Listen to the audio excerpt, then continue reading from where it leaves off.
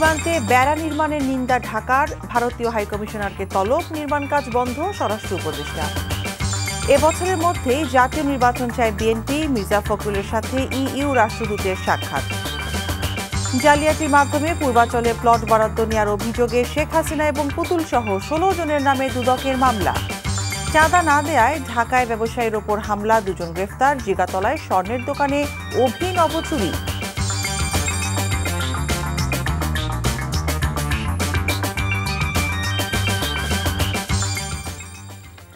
আসসালামু আলাইকুম, মিতা মুস্তাফা স্বাগত জানাচ্ছি এনটিভির সন্ধ্যার খবরে। ক্রাউন সিমেন্ট শিরোনাম দেখছিলেন, এবার পুরো খবর।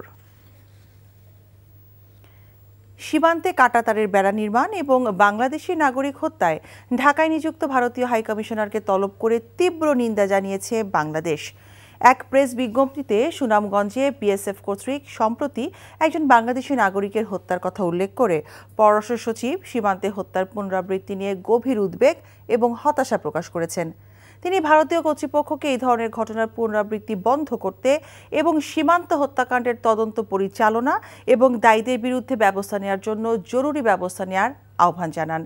এর আগে দুপুরে সীমান্ত ইস্যুতে ঢাকায় নিযুক্ত ভারতীয় হাইকমিশনারকে তলব করে পররাষ্ট্র মন্ত্রণালয়। প্রায় 40 মিনিটের বৈঠক শেষে প্রণয় ভার্মা ব্রিফিংয়ে বলেন, নিরাপত্তার জন্য সীমান্তে বেড়া নির্মাণের ব্যাপারে দুদেশের বোঝাপড়ার বিষয়ে আলোচনা হয়েছে। তিনি বলেন, সীমান্তে চোরাচালান, অপরাধ কার্যক্রম বন্ধে বাংলাদেশের সহযোগিতা চায় Bharat.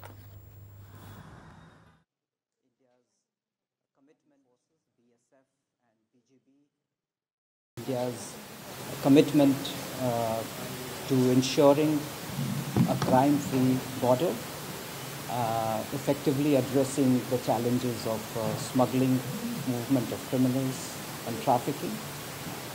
We have an understanding with regard to fencing the border for security. Our 2 border guarding forces, BSF and BGB, have been in communication in this regard. We expect that understandings will be implemented and that there will be a cooperative approach to combating crime. হঠাৎ করে 3 বিঘা corridor, নওগাঁর পত্নীতলা সহ 5টি স্থানে কাঁটাতারের বেড়া দেবার কার্যক্রম ভারত বন্ধ করেছে এবং এই বিষয়ে বাংলাদেশের শক্ত অবস্থান অব্যাহত থাকবে বলে জানিয়েছেন স্বরাষ্ট্র উপদেষ্টা জাহাঙ্গীর আলম চৌধুরী। সচিবালয়ে বাংলাদেশ ভারত সীমান্ত পরিস্থিতি নিয়ে আয়োজিত সংবাদ সম্মেলনে এসব বলেন তিনি। 2010 থেকে 2023 সাল পর্যন্ত ভারতের সাথে সীমান্ত বিষয়ে যেসব অসম চুক্তি হয়েছে যা বাতিল করতে চিঠি দেওয়া হবে বলেও জানান উপদেষ্টা। রিপোর্ট করছেন রুকনউদ্দিন। গেল সপ্তাহে চাঁপাইনবাবগঞ্জে চৌকা সীমান্তের অপর পারে শূন্য রেখা থেকে ভারত অংশের 100 গজের ভেতরে মালদহের বৈষ্ণবনগর থানার সুখদেবপুর এলাকায় কাঁটাতারের বেড়া নির্মাণের তৎপরতা শুরু করে দেশটি। আন্তর্জাতিক ও দ্বিপাক্ষিক চুক্তি না মেনে করা ভারতের এমন কার্যক্রমে বাধা দেয় বাংলাদেশ। এরপর বিএসএফ ও বিজিবির বিভিন্ন পর্যায়ের কর্মকর্তাদের মধ্যে হয় পতাকা বৈঠক, আলোচনাও। এসব নিয়েই রোববার সচিবালয়ে আইন শৃঙ্খলা বাহিনীর ঊর্ধ্বতন কর্মকর্তাদের সাথে বৈঠক শেষে সংবাদ সম্মেলনে কথা বলেন স্বরাষ্ট্র উপদেষ্টা। বিজিবির সাথে আমাদের জনগণ খুব শক্ত অবস্থান নেওয়ায় এরা কিন্তু অন্যান্য জায়গা থেকে কাজ তারা বন্ধ করতে বাধ্য হয়েছে। এই জন্য আমি বিজিবি এবং আমার বাংলাদেশের জনগণকে আমি অনেক অনেক ধন্যবাদ জানাই যে তাদের এই শক্ত অবস্থানের জন্য। আমার জায়গা আমি কঠোর থাকবো না মানে কি তারা বিভিন্ন জায়গায় তো সমস্যা করার চেষ্টা করবে, বাট আমরা যেভাবে হোক ছলে বলে কৌশলে যেইভাবে এই সমস্যা সমাধান করব।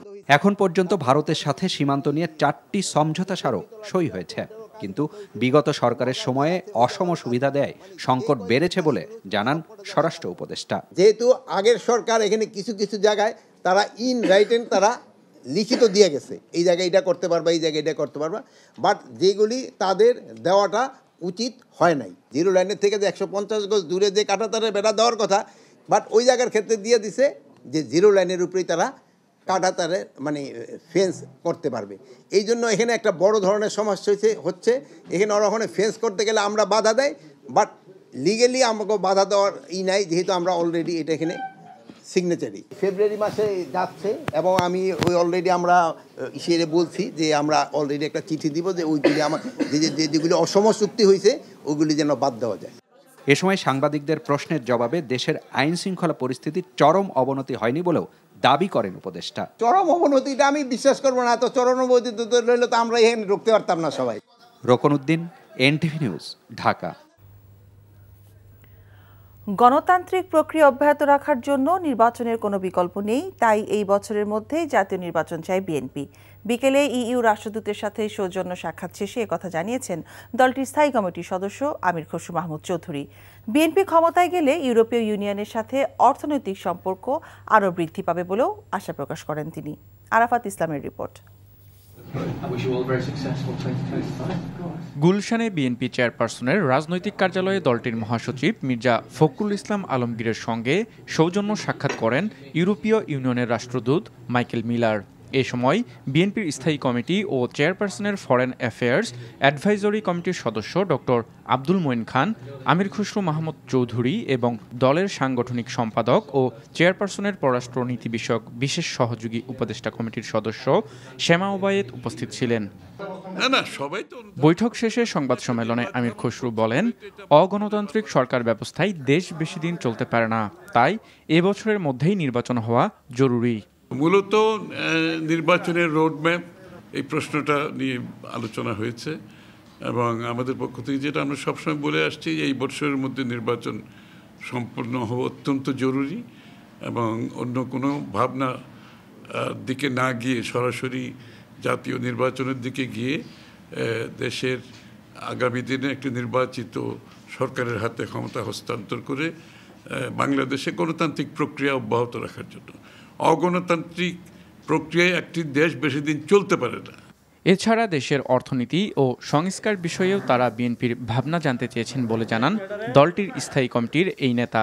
সংস্কারের ব্যাপারে যেটা কথা হয়েছে সেটা হচ্ছে যেই বিষয়ে, যে কয়টি বিষয়ে আমরা ঐক্যমতে যেতে পারবো সেগুলো ইমিডিয়েটলি করা যেতে পারে। যেগুলোতে ঐক্যমত হবে না সেগুলো আগামী দিনে নির্বাচনে প্রত্যেকটি দল আগে জনগণের ম্যান্ডেট নিয়ে আগামী সংসদে সেগুলো পেশ করা হবে।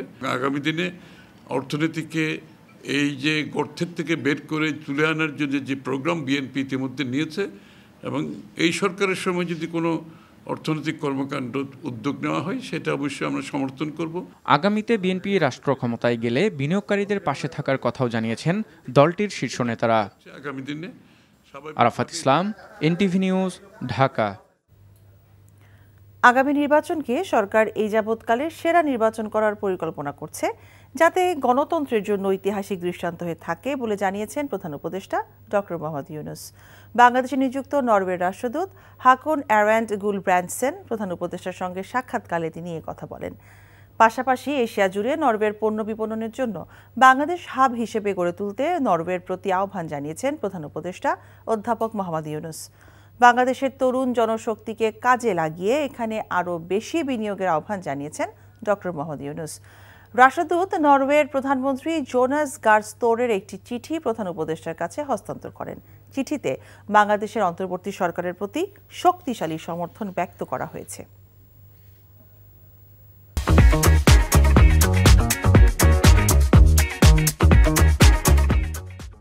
জাতীয় নির্বাচন এবং স্থানীয় সরকার নির্বাচন একসঙ্গে কখনোই সম্ভব নয় উল্লেখ করে নির্বাচন কমিশনার আবুল ফজল মোহাম্মদ সানাউল্লাহ বলেছেন, কমিশনের সামগ্রিক ফোকাস এখন জাতীয় নির্বাচনের দিকে।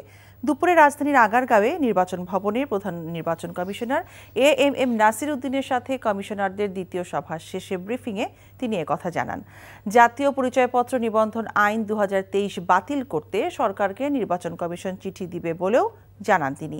এছাড়া তিনি বলেন, জাতীয় পরিচয়পত্র নিবন্ধন অনুবিভাগ নির্বাচন কমিশনের অধীন থেকে অন্য মন্ত্রণালয়ে যাওয়া সাংঘর্ষিক হবে। সেই সাথে নির্বাচন কমিশন এখন জাতীয় নির্বাচনের দিকে এগুচ্ছে বলেও জানান তিনি। আমাদের সামগ্রিক ফোকাস হচ্ছে জাতীয় নির্বাচন। কমিশন জাতীয় নির্বাচনের দিকে করছে এবং জাতীয় নির্বাচনের প্রস্তুতি থাকলে অপরাপর সকল প্রস্তুতি সম্পন্ন হয়ে যায়, এটা আপনারা জানেন। জাতীয় নির্বাচন যখনই চূড়ান্তভাবে একটা কনসেনসাসে পৌঁছায়, একটা ডেট যখন হয়ে যায়, তার আগে জাতীয় নির্বাচনকে ব্যাহত করতে পারে এই ধরনের অপরাপর যাবতীয় ফোকাস থেকে আমাদেরকে দূরে থাকতে হবে। সো এই সব কিছু বিবেচনা করে কতটুকু করা যাবে কি না, করলে কখন করা যাবে, লেট দ্য গভর্নমেন্ট ডিসাইড। সব নির্বাচন একসাথে করাটা সম্ভব নয়, আর সকল স্থানীয় সরকার নির্বাচন একসাথে করা সম্ভব নয়। যুক্তরাজ্যে ফ্ল্যাট কেলেঙ্কারিতে যুক্ত থাকায় দেশটির সিটি মিনিস্টার এবং ক্ষমতাচ্যুত সাবেক প্রধানমন্ত্রী শেখ হাসিনার বোনের মেয়ে টিউলিপ সিদ্দিককে ক্ষমা চাইতে বলেছেন অন্তর্বর্তী সরকারের প্রধান উপদেষ্টা ডক্টর মোহাম্মদ ইউনূস। প্রভাবশালী ব্রিটিশ সংবাদ মাধ্যম সানডে টাইমসকে দেওয়া সাক্ষাৎকারে তিনি কথা বলেন। ডক্টর মোহাম্মদ ইউনূস বলেন, শেখ হাসিনার স্বৈরাচারী শাসনামলে টিউলিপ সিদ্দিক লন্ডনে যেসব সম্পত্তি ব্যবহার করেছেন সেগুলোরও তদন্ত হওয়া দরকার। যদি প্রমাণিত হয় এসব সম্পত্তি সম্পূর্ণ ডাকাতির মাধ্যমে অর্জন করেছেন, তাহলে সেই সম্পত্তি বাংলাদেশে ফেরত দেওয়া উচিত। ডক্টর ইউনূস আরও বলেন, ব্রিটিশ সরকারের দুর্নীতি দমন মন্ত্রী হয়েছেন টিউলিপ, কিন্তু তার নিজের বিরুদ্ধেই দুর্নীতির অভিযোগ উঠেছে। এর চেয়ে হাস্যকর আর কিছুই হয় না। তার উচিত জনগণের কাছে দোষ স্বীকার করে ক্ষমা চেয়ে পদত্যাগ করা, কিন্তু তা না করে বরং নিজেকে রক্ষা করার চেষ্টা করছেন তিনি। অন্যদিকে দুর্নীতিতে যুক্ত থাকায় টিউলিপ সিদ্দিককে বরখাস্ত করতে প্রধানমন্ত্রী কেয়ার স্টারমারের প্রতি আহ্বান জানিয়েছেন দেশটির প্রধান বিরোধী দল কনজারভেটিভ পার্টির প্রধান কেমি ব্যাডেনউচ। জালিয়াতির মাধ্যমে পূর্বাচল নতুন শহর প্রকল্পে প্লট বরাদ্দ নেওয়ার অভিযোগে ফ্যাসিস্ট শেখ হাসিনা এবং তার মেয়ে সাইমা ওয়াজেদ পুতুলের নামে মামলা করেছে দুর্নীতি দমন কমিশন দুদক। একই ঘটনায় সহযোগিতার দায়ে গণপূর্ত এবং রাজুকের 14 জন কর্মকর্তাকেও আসামি করেছে প্রতিষ্ঠানটি। আবির আহমেদের রিপোর্টে দেখুন বিস্তারিত। ছাত্র জনতার গণ অভ্যুত্থানে গত 5 আগস্ট ক্ষমতাচ্যুত হওয়ার পর প্রথমবারের মতো দুর্নীতি মামলায় ফাঁসলেন স্বৈরাচার শেখ হাসিনা। রাজুকের পূর্বাচল প্রকল্পের 28 নম্বর সেক্টরের 203 নম্বর সড়কের 17 নম্বর প্লট নিচকন্যা সাইমা ওয়াজেদ পুতুলের নামে ক্ষমতার অপব্যবহার করে বরাদ্দ দিতে সহযোগিতা করায় শেখ হাসিনার বিরুদ্ধে এই মামলা করা হয়। একই মামলায় আসামি করা হয় শেখ হাসিনার মেয়ে সাইমা ওয়াজেদ পুতুলকেও। বিকেলে এক সংবাদ সম্মেলনে এই তথ্য জানায় দুদক মহাপরিচালক। ঢাকা শহরে রাজুকের এখতিয়ারাধীন এলাকায় বাড়ি বা ফ্ল্যাট বা আবাসন সুবিধা থাকার পরও তা গোপন করে পূর্বাচল নতুন শহর আবাসন প্রকল্পে আইনানুগ পদ্ধতি লঙ্ঘনপূর্বক তাঁর মাতা জনাব শেখ হাসিনা তাঁর উপর অর্পিত ক্ষমতার অপব্যবহার করে বরাদ্দ প্রদান, দণ্ডবিধির সংশ্লিষ্ট ধারা এবং দুর্নীতি প্রতিরোধ আইন 1947-এর 5-2 ধারায় আজ একটি মামলা রুজু করা হয়েছে। মামলার নথিতে দেখা যায় শেখ হাসিনা ও পুতুল ছাড়াও প্লট জালিয়াতির কাজে সহযোগিতা করায় গৃহায়ন ও গণপূর্ত মন্ত্রণালয় এবং রাজুকের 14 জন কর্মকর্তাকেও আসামি করেছে দুদক, যেখানে আরও রয়েছেন গৃহায়ন ও গণপূর্ত মন্ত্রণালয়ের প্রশাসনিক কর্মকর্তা সাইফুল ইসলাম, সিনিয়র সহকারী সচিব পূরবী গোলদার, রাজুকের সাবেক চেয়ারম্যান আনিসুর রহমান মিয়ার মতো প্রভাবশালী আমলারা। মামলা রুজু হয়েছে। এখন নিয়ম অনুযায়ী আমাদের বিধিমালা অনুযায়ী তদন্তকারী কর্মকর্তা নিয়োগ করা হবে এবং তদন্তকারী কর্মকর্তা তদন্তকালে বাকি কাজগুলো আমাদের প্রচলিত বিধি অনুযায়ী সেগুলো সম্পন্ন করবেন। আসামিদের এরই মধ্যে দুদকে তলব করে চিঠি দিয়েছে সংস্থাটি। একই সাথে তদন্তের প্রয়োজনে পলাতক আসামিদের বিষয়ে ব্যবস্থা নেওয়ার কথাও জানায় সংস্থাটি। এছাড়া শেখ হাসিনা ও তার পরিবারের আরও 5টি রাজুক প্লট জালিয়াতির অভিযোগ অনুসন্ধান করেছে দুদক। আবির আহমেদ, এনটিভি নিউজ, ঢাকা। চাঁদাবাজিকে কেন্দ্র করেই রাজধানীর এলিফ্যান্ট রোডে ব্যবসায়ী নেতাদের উপর হামলা চালায় দুর্বৃত্তরা। এই ঘটনার সিসিটিভির ফুটেজ পর্যালোচনা করে 2 জনকে গ্রেফতার করেছে পুলিশ। আজ ঘটনাস্থল পরিদর্শনে গিয়ে স্থানীয় সরকার উপদেষ্টা আসিফ মাহমুদ বলেন, কোনো চাঁদাবাজি বরদাস্ত করা হবে না। এদিকে সীমান্ত সম্ভার মার্কেটের স্বর্ণের দোকানে চুরির ঘটনায় 3 জনকে গ্রেফতার করেছে গোয়েন্দা পুলিশ। তামজিদ সুমনের রিপোর্ট। শুক্রবার রাতের ঘটনার সিসি ফুটেজ এটি। এলিফ্যান্ট রোডের মাল্টিপ্ল্যান মার্কেটের সামনে এভাবেই 2 কম্পিউটার ব্যবসায়ীকে এলোপাথারি কুপিয়ে পালিয়ে যায় 7-8 জন দুর্বৃত্ত। এতে জখম হন এলিফ্যান্ট রোড কম্পিউটার সোসাইটির সভাপতি ওয়াহিদুল হাসান দীপু ও যুগ্ম সাধারণ সম্পাদক এহতেশামুল হক। ঘটনার পর পুলিশের ধারণা ছিল সোসাইটির নির্বাচনকে কেন্দ্র করে এই হামলা হতে পারে। তবে 2 জনকে গ্রেপ্তারের পর পুলিশ জানায়, চাঁদা না পেয়ে ব্যবসায়ীদের উপর হামলা চালায় দুর্বৃত্তরা। 2 জনকে অলরেডি গ্রেপ্তার করেছি।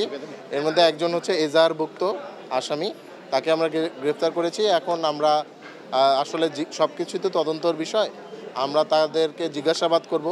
আমাদের নিরাপত্তাটা কোথায়? সন্ত্রাসী চাঁদাবাজির কাছে আমরা জিম্মি থাকবো? তারা হচ্ছে ওরাই যারা হচ্ছে ব্যবসায়ীদেরকে সুন্দরভাবে ব্যবসা করতে যায় না, চাঁদা দাবি করে বিভিন্ন ভাবে হুমকি ধমকি দেয়। এই ঘটনার পর রোববার দুপুরে ঘটনাস্থল পরিদর্শন করেন স্থানীয় সরকার উপদেষ্টা।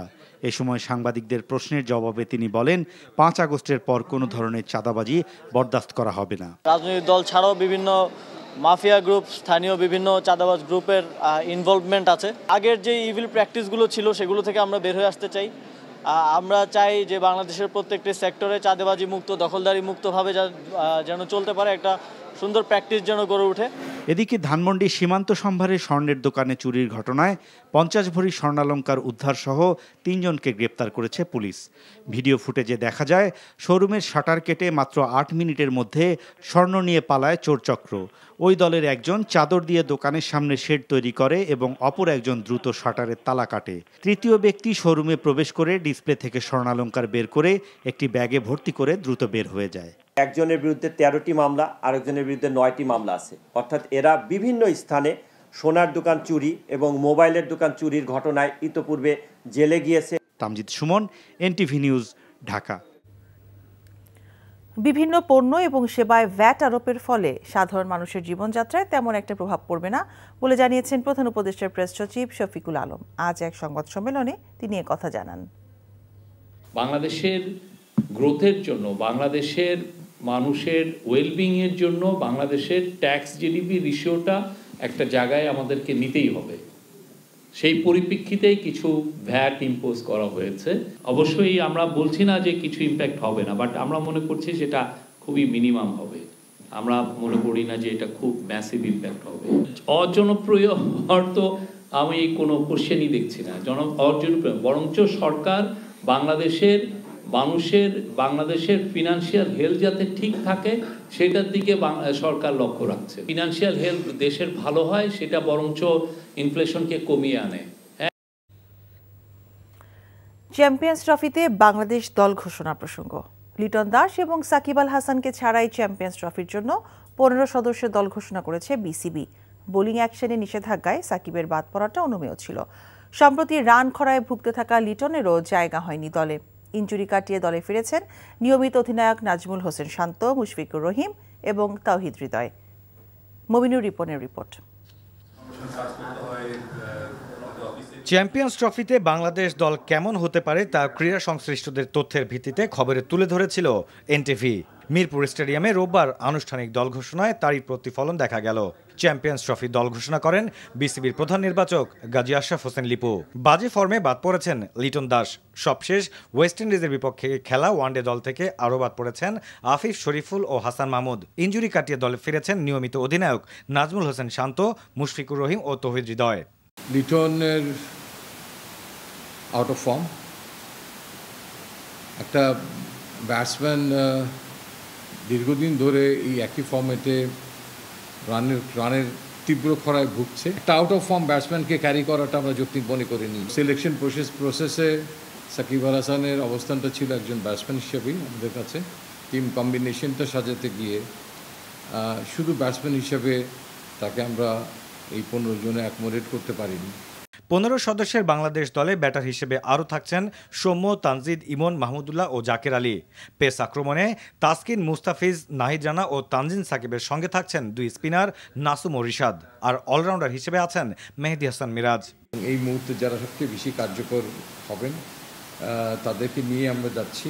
প্রতিটা ম্যাচ জেতার জন্য লড়াই করতে হবে, তো সেই আশাটা তো নিশ্চয়ই থাকবে। তবে সেই আশাটার প্রতিফলন তো মাঠে ব্যাটে বলে আমাদেরকে ঘটাতে হবে।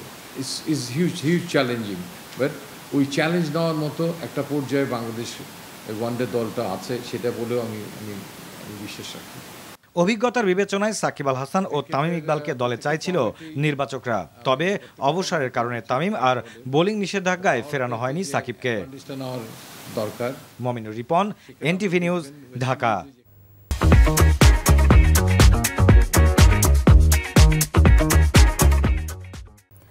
রাজধানী ঢাকার বায়ু দূষণ বন্ধে 1 সপ্তাহের মধ্যে কার্যকর পদক্ষেপ গ্রহণের নির্দেশ দিয়েছে হাইকোর্ট।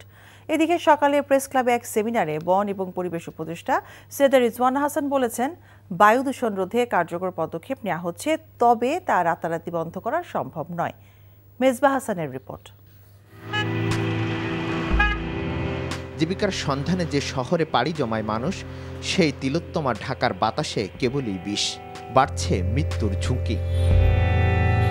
বায়ু দূষণে ঢাকা যে বিশ্বের সবচেয়ে ঝুঁকিপূর্ণ মহানগরী তা বারবার উঠে এসেছে আইকিউআরের বিশ্বমান ইন্ডেক্সে। রোববারও বিশ্বের দূষিত শহরের মধ্যে চতুর্থ অবস্থানে উঠে আসে ঢাকা। এমন বাস্তবতায় বায়ু দূষণের অবস্থা নিয়ে উৎকণ্ঠা প্রকাশ করে হাইকোর্ট। আদেশ দেন আগামী 7 দিনের মধ্যে দূষণ রোধে 9 দফা নির্দেশনা বাস্তবায়নের। আদালত আদেশ দিয়েছেন যে ঢাকার বায়ু দূষণ বন্ধে দ্রুত ব্যবস্থা গ্রহণ করতে হবে 7 দিনের মধ্যে, এবং ইতিপূর্বে 23/1/2020 তারিখে 9 দফার যে নির্দেশনা দেওয়া হয়েছিল সেই 9 দফার নির্দেশনাও বাস্তবায়ন করে আদালতে প্রতিবেদন দাখিল করতে হবে। তবে পরিবেশ উপদেষ্টা বলছেন চাইলেই দূষণ রোধ করা সম্ভব নয়। 2 সিটিতে মেয়র না থাকাও বড় সমস্যা। বায়ু দূষণ আমি আগেও বলেছি, এখনো বলছি, 1 বছরে আপনি কিছু করতে পারবেন না, কেউ পারেনি, কিন্তু মানুষের দুর্ভোগটা তো কমিয়ে রাখা যায়। দুর্ভোগ কমানোর একটা বড় উপায় হচ্ছে ধুলা দূষণ কমানো। এইসব আইল্যান্ডগুলো অনাবৃত থাকে, একটা গাছ 2 হাত পরে আরেকটা গাছ, পুরো মাটিগুলো যদি ঢেকে দেওয়া যায় ধুলার প্রকোপটা আমরা কমাতে পারবো। যানবাহনের কালো ধোঁয়া বন্ধে, ফিটনেসহীন গাড়ি নিষিদ্ধ সহ হাইকোর্টের 9 দফা বাস্তবায়নে সবাইকে সহায়তার অনুরোধ জানানো হয় সরকারের পক্ষ থেকে। Misbah Hasan, NTV news, Dhaka.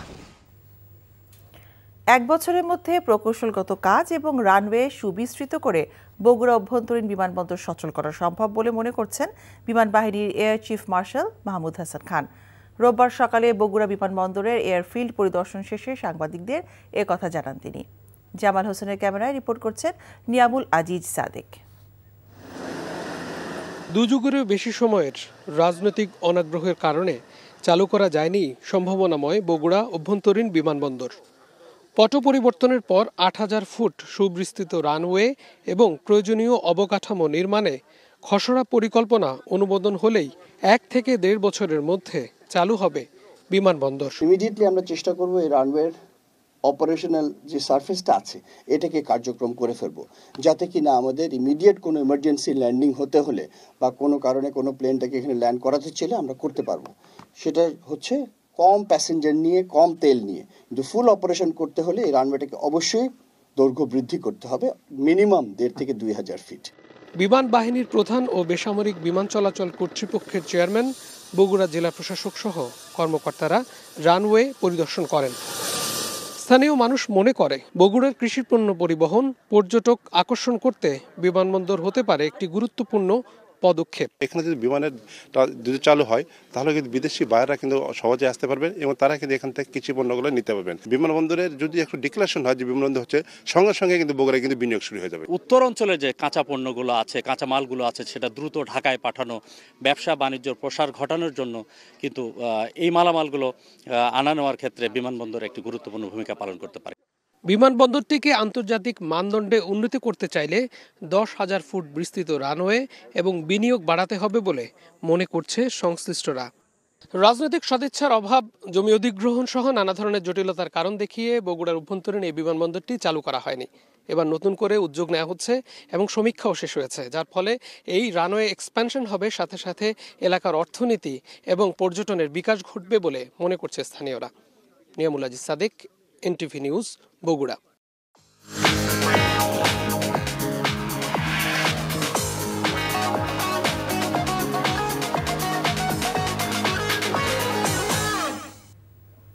নগর নিবেদিত অর্থনীতির খবর। দেশে প্রায় 8 কোটি শ্রমিকের 85%ই তাদের কর্মক্ষেত্রে কোনো আইনি সুরক্ষা পান না। এমনকি কোটি কোটি শ্রমিকের জন্য কোনো সঠিক মজুরি কাঠামোও নেই। সকালে সিপিডি কার্যালয়ে সংস্থাটির আলোচনায় এসব তথ্য জানালেন শ্রম সংস্কার কমিশনের প্রধান সৈয়দ সুলতান উদ্দিন আহমেদ। তিনি আরও বলেন, বঞ্চিত এসব শ্রমিকের অধিকার নিশ্চিতে অন্তর্বর্তী সরকারকে জোরালো ভূমিকা রাখতে হবে। আলোচনায় সিপিডি জানায়, দেশের শিল্প খাতে ঘোষিত নিম্নতম মজুরি সঠিকভাবে বাস্তবায়ন হচ্ছে না। খবর শেষ করছি, যাবার আগে ক্রাউন সিমেন্ট শিরোনামগুলো আরও একবার। সীমান্তে বেড়া নির্মাণের নিন্দা ঢাকার, ভারতীয় হাইকমিশনারকে তলব, নির্মাণ কাজ বন্ধ স্বরাষ্ট্র উপদেষ্টা। এবছরের মধ্যেই জাতীয় নির্বাচন চায় বিএনপি, মির্জা ফখরুলের সাথে ইইউ রাষ্ট্রদূতের সাক্ষাৎ। জালিয়াতির মাধ্যমে পূর্বাঞ্চলে প্লট বরাদ্দ নেওয়ার অভিযোগে শেখ হাসিনা এবং পুতুল সহ 16 জনের নামে দুদকের মামলা। চাঁদা না দেয়ায় ঢাকায় ব্যবসায়ীর উপর হামলা, 2 জন গ্রেফতার। জিগাতলায় স্বর্ণের দোকানে অভিনব চুরি। এই ছিল সন্ধ্যার খবরে। এই খবরের ভিডিও সহ আপডেট জানতে ভিজিট করুন এনটিভি অনলাইন www.ntvbd.com। এছাড়াও এনটিভি জনপ্রিয় সব অনুষ্ঠান ও খবরের আপডেট জানতে ভিজিট করুন আমাদের ইউটিউব ও ভেরিফাইড ফেসবুক পেজ। রাত 10:30টায় রাতের খবর দেখার আমন্ত্রণ রইল। সবাইকে ধন্যবাদ।